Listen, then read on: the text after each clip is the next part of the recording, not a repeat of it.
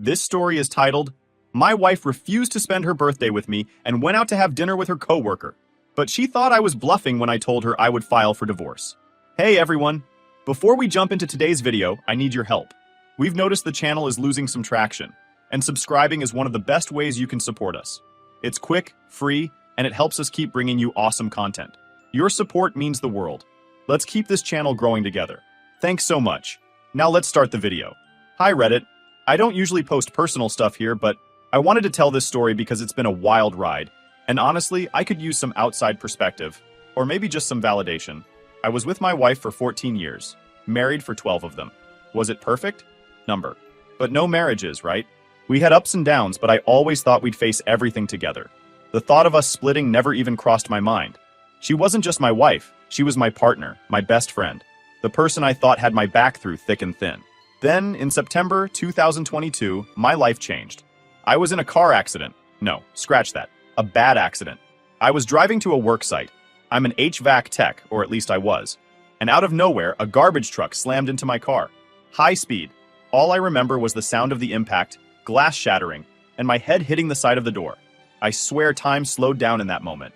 When I came to, there were people pulling me out, asking me if I could move my legs or arms. I didn't even understand what was happening at first. I was too out of it. Here's the thing. I didn't break anything, thank God. At first, I thought I'd walked away lucky, but within days, the pain started. It was this deep, burning pain in my lower back, like someone had lodged a knife in there and just left it. At first, I thought it would go away, but it didn't. I tried to tough it out. My wife was supportive at first, helping me with little things around the house, telling me it was just temporary. But after about 2 months of me limping around, things shifted. I can't pinpoint exactly when, but I started noticing her sighing more, or the way she'd roll her eyes when I asked her to grab something I couldn't bend down to get. Little things.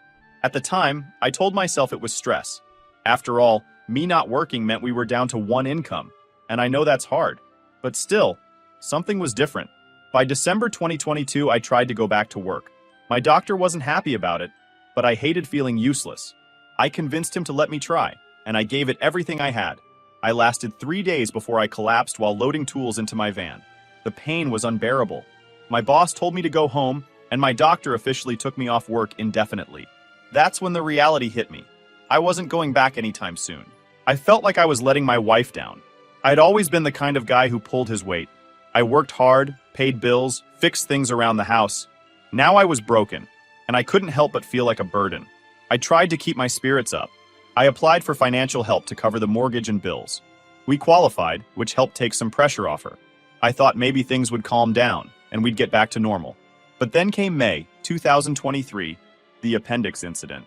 I woke up in the middle of the night drenched in sweat.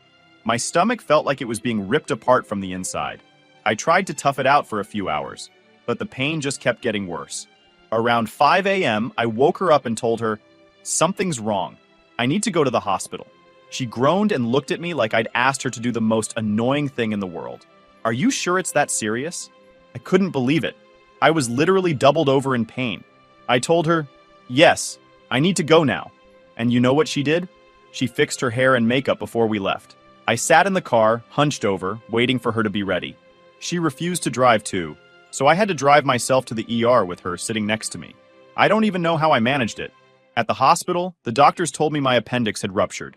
I needed emergency surgery and fast. After the surgery, they told me there was an infection, so they wanted to keep me overnight for observation. I called my wife and asked if she could stay with me, or at least take a couple of days off to help me recover at home. Her response? "I can't. I have work." I get it. Work's important. But I was laying in a hospital bed with an infection in my gut, and she couldn't even take one day. I remember laying there alone that night, hooked up to machines and thinking, what the hell happened to us? When I got home the next day, she barely said anything. No, how are you feeling? Or, do you need anything? Nothing. It was like I was just an inconvenience in her life. I started questioning everything at that point. Looking back, that was probably when I started losing hope. But instead of confronting it, I shoved it down. I told myself she was just stressed, that she didn't mean to act like she didn't care. I ignored the signs. I didn't want to believe things were falling apart. I think the worst part was that I felt alone. Even though she was right there in the same house, I felt completely alone. I wanted to talk to her about how I was feeling, how scared I was about my health and my job and our future. But every time I tried to open up, she shut me down. She'd sigh or tell me, "It'll be fine," in this dismissive way that made it clear she didn't want to talk about it. By the time June rolled around, I was starting to see just how far apart we'd drifted. It was like living with a roommate instead of a wife. I thought maybe we could fix it, that things would get better once I started feeling better physically. I was wrong. So by June 2023, things between us were getting worse. Not just off, but noticeably tense, like walking on eggshells in my own home. I felt like everything I did annoyed her. If I asked for help, she acted like it was such a burden. If I didn't ask for help and tried to do something on my own, she'd roll her eyes like I was being dramatic. I didn't know how to win anymore. Around that time, we were sitting on the couch one evening.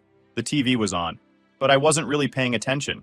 She made some offhand comment about how she's back paid in this marriage now. I stared at her for a second, trying to figure out if I heard her right. I asked, "Back paid? What's that supposed to mean?" She gave me this look, half smiling but annoyed, and said something like, "Well, I've been holding everything down for months now. Paying bills, taking care of things." I wasn't mad, more shocked. I joked back, "Don't let the door hit you on the way out then." It was stupid, I know. But I said it jokingly, the same way couples poke fun at each other. I thought we'd laugh it off and move on. She didn't. Her face dropped and she snapped back, "You think that's funny? Do you have any idea how trapped I feel right now?" I didn't know what to say. Trapped? I'd been dealing with my accident, the back pain, surgery, all of it. I wasn't asking for her sympathy. I just needed her to hang in there with me. I told her, "Look, I get it. This situation sucks for both of us. I know I haven't been able to work, but I'm doing everything I can to fix it. I applied for financial help for the mortgage, so you wouldn't have to do everything alone." She shrugged like it didn't matter.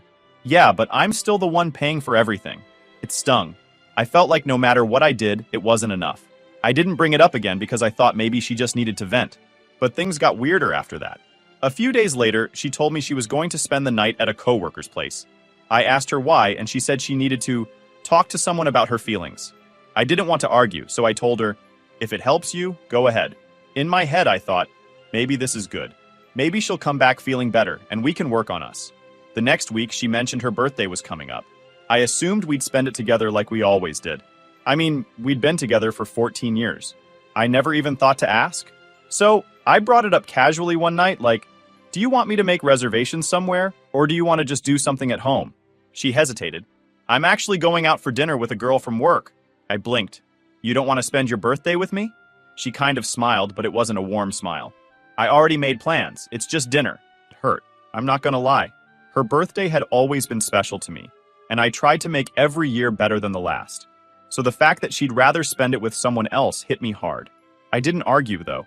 I told myself she probably just needed a break from all the stress. The next day, something felt off. I don't know why, but I couldn't shake the feeling that she wasn't telling me the whole story. Maybe it was because I'd never even heard her mention this girl from work before. So I asked her straight up, "Who's the coworker you're going to dinner with?" She looked annoyed. "Why does it matter? It's just a friend." I wasn't convinced. I said, "Is it a guy?" She froze for a second. Just a second, but I noticed. "Number, I told you it's a girl." That night, I couldn't sleep. My mind wouldn't stop running. Call it gut instinct or paranoia, but I just knew she wasn't telling the truth. The next morning, I decided to check her phone. I know it was wrong, but I needed to know. And sure enough, she had text with someone saved as Mike from work. I saw a message about dinner that night, and it was clearly planned with him, not some girl. When she got back later that night, I confronted her. I told her I knew she had gone out with a guy, not a girl from work. She didn't even deny it. She just looked pissed that I found out. "Why are you checking my phone? Don't you trust me?" I snapped. "Trust you? You literally lied to my face about who you were with. You didn't do anything wrong. Why lie?" She yelled back that she was tired of me always being around, that I was smothering her. "I just needed a night out. Is that so hard to understand?" I couldn't believe what I was hearing. This was her birthday, and instead of spending it with me, her husband, she chose to lie and go out with another guy. I asked her point blank if something was going on between them. She rolled her eyes. "Oh my God, no. It's just dinner." We fought for hours that night. By the end of it, I was so drained that I packed a bag and drove to my mom's house to cool off. I just needed to get out and think. I didn't tell her where I was going because I didn't want to keep fighting. I figured space would help. But when I came back later to grab some clothes, she was waiting for me. She started yelling, asking where I went. and accused me of giving up on the marriage. That blew my mind. I left for a few hours to cool off, and suddenly, I'm the bad guy. I told her she was the one lying, the one who didn't want to spend her birthday with me. But she twisted it back on me, saying I didn't care about her feelings. At that moment, I felt so defeated. I didn't know what to do anymore. I thought about leaving for good, but then I remembered the 14 years we'd spent together. I told myself this was just a rough patch, and that we could still work through it. I was wrong. After the whole mess with her birthday dinner, things between us weren't just tense anymore, they were broken. I don't even know how to describe the feeling of living in the same house as someone you've been with for over a decade, and yet feeling like strangers. She'd come home from work, and we'd barely say a word to each other. When we did talk, it was surface-level stuff like, "Did you pay the electric bill?" Or, "Do you want me to pick up groceries?" That's it. It was weird because we'd always been the kind of couple that talked. I used to tell her about my day, my job, the random funny stuff that happened. She'd tell me about her coworkers, her plans for the week, but by July 2023, our conversations felt forced, like we were both just waiting for the other person to snap. One night, she came home later than usual. It wasn't crazy late, maybe 10 p.m., but still I noticed. I asked, "Where were you?" Not even trying to sound accusatory, just curious. She sighed loudly, like I'd asked her the dumbest question in the world. "I told you I was out with friends." "Which friends?" I pressed. She looked at me with that same irritated expression I was starting to get used to. "Why does it matter?" And that's when it hit me. She didn't care anymore. Not about how I felt. Not about the marriage. Not about any of it. I wasn't accusing her of cheating or lying. I just wanted to know where she was because we were married. But it was like she wanted to keep everything about her life separate now, as if I didn't deserve to know.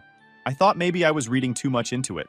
I told myself over and over again, "You're just insecure because of everything that's happened." But it wasn't just that night. It was everything. The way she was pulling away emotionally. The way she avoided being home more and more. The way she barely even looked at me anymore. Like I was just some dude living in her house. I couldn't take it. I decided we needed to talk. The next morning, I asked her to sit down with me. I was nervous. Part of me didn't even want to have the conversation because I was afraid of what she'd say. But I couldn't keep ignoring it. So I sat her down and told her, "We can't keep going like this. If something's bothering you, we need to talk about it. We've been through too much to just give up now." She stared at me for a second and then said, "I feel like I don't have space anymore. I'm overwhelmed." I was stunned. Space? We were barely speaking as it was.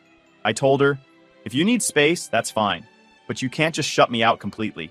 We need to work on this together." And then she hit me with something I wasn't expecting. "I think I need my own space. Like, a place to myself. I've been thinking about getting an apartment." An apartment? I couldn't believe what I was hearing. I asked her, "How is that going to fix anything? You think moving out will save our marriage?" She said, "Yes, because I need time to clear my head." I didn't buy it. I told her, "If you move out, that's not fixing anything. That's running away. And you know I can't pay for this house by myself right now." She shrugged, like it wasn't her problem. "I can't live like this anymore." We fought for hours that day. I begged her to reconsider. I told her I'd go to therapy, that we could try counseling together, that we could work through it. She shut all of it down. She was so calm about it too, like she'd already made up her mind. I told her straight up, "If you move out, I'll file for divorce." She rolled her eyes and said, "You're not going to do that." The next few weeks were brutal. She started actively looking for apartments, and I could feel her slipping away even more. Every day she came home, it was like living with someone I didn't know. I tried to be civil, but I couldn't hide how hurt I was.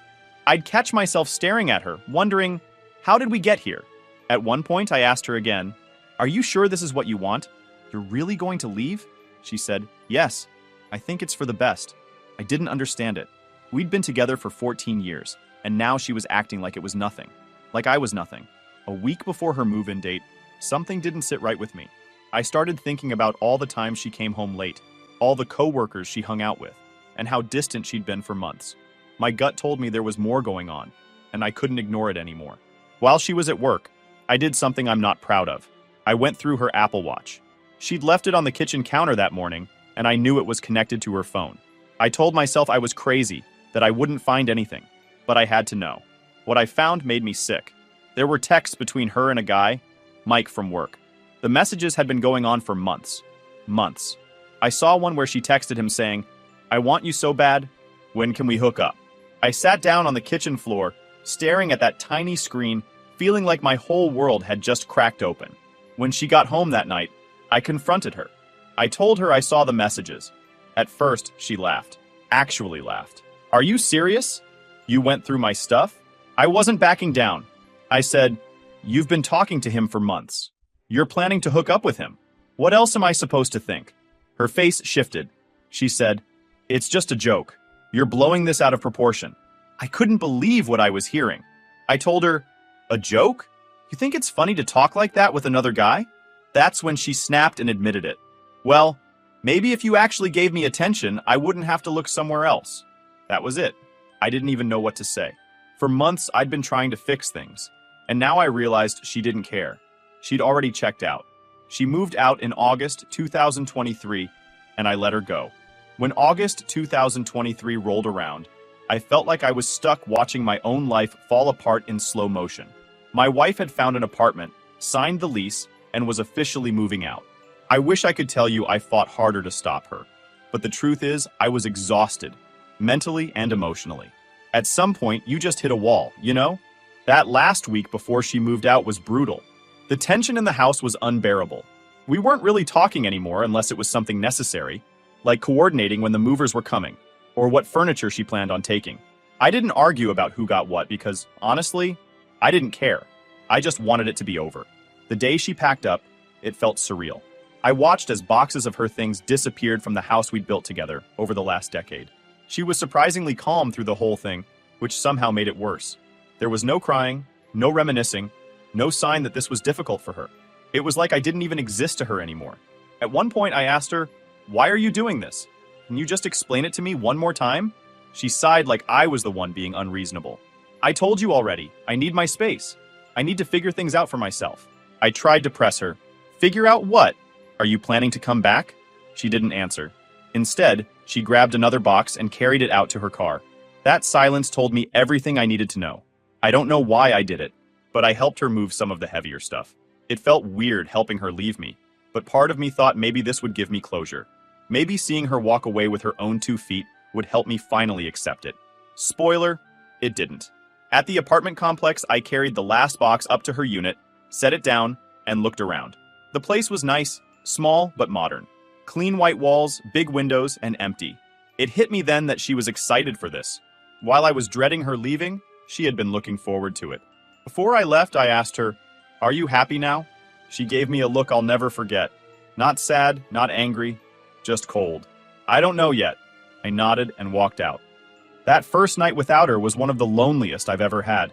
I sat in our quiet house and realized how empty it felt without her. All her stuff was gone, and her side of the closet was bare. The house felt less like a home, and more like a reminder of everything that had fallen apart. I couldn't sleep that night. I just laid there staring at the ceiling, replaying the last few months in my head. The accident, the surgery, the fights, the texts, everything. I kept asking myself, what did I do wrong? Was I not enough for her? Could I have done something to stop this? The next morning, I tried to get back to my routine, but nothing felt the same. I had physical therapy scheduled, so I forced myself to get up and go. The pain in my back wasn't getting better, and the stress of everything made it worse. My therapist noticed. She asked how I was doing, and I told her the truth. Not great. She listened while I told her what was happening, and for the first time in months, someone actually said what I needed to hear. You can't carry all the blame for this. You didn't ask to get hurt. You didn't ask for her to pull away. Hearing that didn't fix anything, but it helped me start thinking differently. I'd spent so long beating myself up about everything, feeling like I was broken, like it was all my fault, but maybe it wasn't. 2 weeks after she moved out, I found out something that changed everything. I got a text from a mutual friend asking how I was doing, and casually, they mentioned, I saw her name at that bar downtown last night. She was with some guy. They looked pretty cozy. I just sat there staring at my phone. I didn't want to believe it, but deep down, I already knew. She wasn't looking for space or time to think. She had someone else waiting in the wings the whole time. The pieces started falling into place. Her late nights, her sudden need for friends, the text with Mike. She'd been planning this for months. While I was still trying to figure out how to fix us, she'd already moved on. I spent the rest of that day in a haze. I didn't call her, didn't text her. What was the point? She'd made her choice. The next morning, I called a lawyer and told them I wanted to file for divorce. When I finally told her a few days later, her response was unbelievable. She smirked and said, "You're just bluffing." "Do I look like I'm bluffing?" I shot back. She didn't say anything after that. I don't know if she thought I'd cave or beg her to come back, but I didn't. I'd spent months feeling like a burden, like I wasn't enough, but seeing how little she cared made me realize something. I deserved better. We didn't have kids, so the divorce process moved quickly. We didn't have much to fight over. She took her stuff, and I kept mine. By mid-September, all the paperwork was in motion. In the weeks leading up to the final signing, she barely spoke to me. If she needed something, she'd text me like I was her landlord, not her husband. "Can you forward me that utility bill? Did you cancel the internet?" That's it. One day, she called me out of the blue and asked for a favor. She'd totaled her car in an accident. Ironic, I know. And wanted to borrow my car to get to work. I told her no. Then she said, "Well, can you drive me to work then?" I couldn't believe the nerve. "You're not my problem anymore," I told her, and I meant it. She hung up on me, and that was the last real conversation we had. By the time the divorce was finalized in December 2023, I didn't feel relieved. I just felt numb. I thought about all the years we'd spent together, 14 years of memories, good and bad, and it hit me that the person I thought I knew was gone. Or maybe she was never who I thought she was to begin with. She moved on like I never existed. I stopped hearing from her altogether. She didn't even bother to update her address, so her mail kept coming to my house. At first, I'd text her to come pick it up, but she ignored me. Eventually, I started writing "Return to Sender" and putting it back in the mailbox. It sounds petty, I know, but I needed to move on too. By September 2023, the divorce process was officially in motion, and I had no more fight left in me. If you've ever been through something like this, you know what I mean. It's not dramatic or explosive by that point. It's just draining. Like someone pulled the plug, and all your energy, your love, your hope just leaks out until there's nothing left. She wasn't angry. I wasn't angry. It was almost mechanical. We'd meet briefly to sign paperwork, talk about splitting up utilities, and discuss who was keeping what. Most of the communication happened over text. It was like we were business partners dissolving a contract instead of two people who'd spent over a decade building a life together. The whole who gets what discussion didn't take long. She packed her things when she moved out. Clothes, personal stuff, and whatever furniture she wanted for her apartment. I didn't argue. Honestly, I didn't want anything that reminded me of her. The couch we used to cuddle on? Take it. The kitchen table where we had dinners? Don't care. It sounds dramatic, but every object felt tainted. Like keeping those things would just drag the ghost of our relationship around with me. When it came to the house, I decided to stay. I know some people sell the house in a divorce to get a fresh start, but I couldn't. I've always been the type who hates change, and leaving my home on top of everything else was more than I could handle. I couldn't work, so I applied for financial hardship and figured I'd hang on as long as I could. A month after we filed, I heard through the grapevine that she was already dating someone, probably the same guy I'd found in her texts. I didn't even feel angry. I felt numb. Like, of course she was moving on. That's who she was now. The version of her that cared about me, supported me, and treated our marriage like it mattered, she was gone.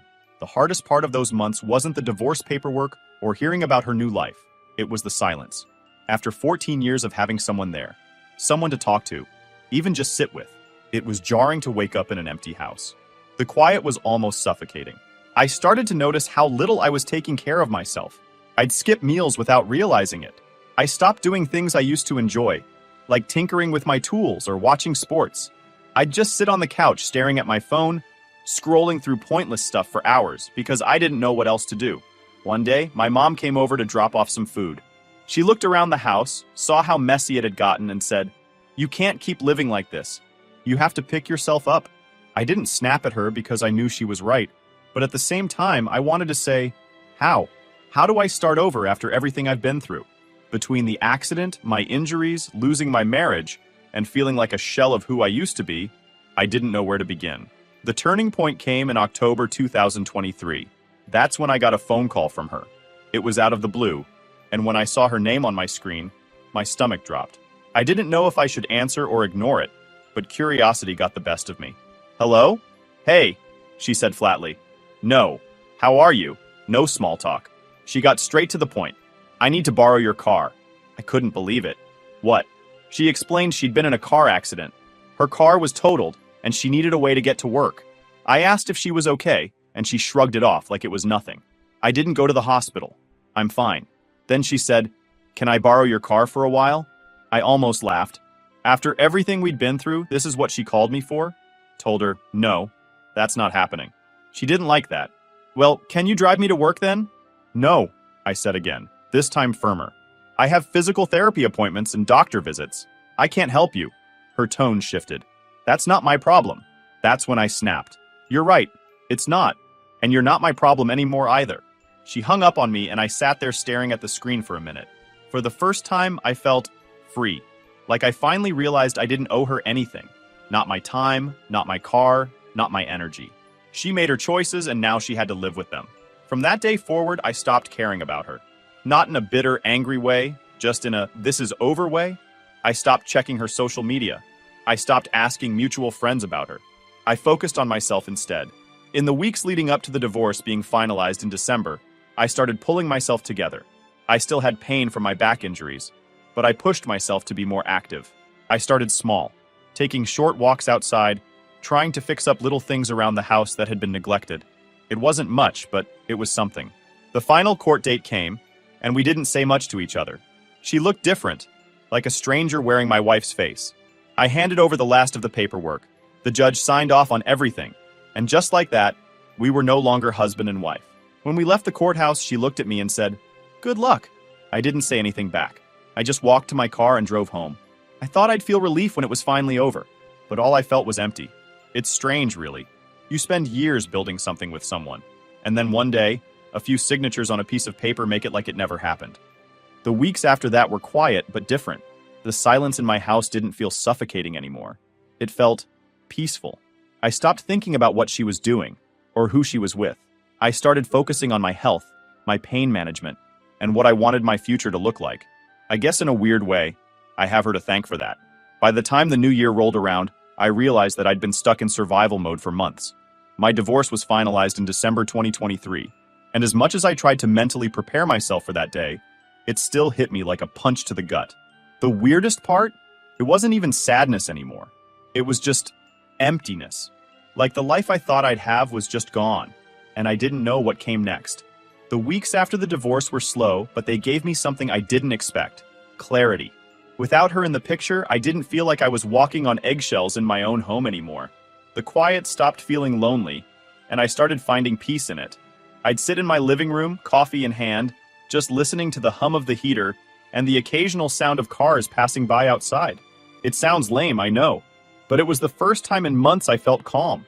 I made it my mission to focus on myself, something I hadn't done in years. Between the back pain, the marriage falling apart, and my inability to work, I'd completely lost myself. I started setting small goals. First, I forced myself to get into a basic routine. Wake up at 7 a.m., shower, eat breakfast, and get outside for a short walk every morning. My physical therapy appointments were still ongoing, and I made sure I never missed one. I also worked on the house. It was little stuff at first, like cleaning up the kitchen or organizing the garage, but every small task felt like a win. The house didn't feel so heavy anymore. It started to feel like mine again. I moved her leftover things to the basement and eventually threw out or donated the stuff I knew she'd never come back for. It was my way of reclaiming my space. By January 2024, my back pain started to improve, at least a little. I had a procedure where the doctor numbed the nerves in my lower back to help me manage the pain. For the first time in over a year, I wasn't constantly wincing with every step I took.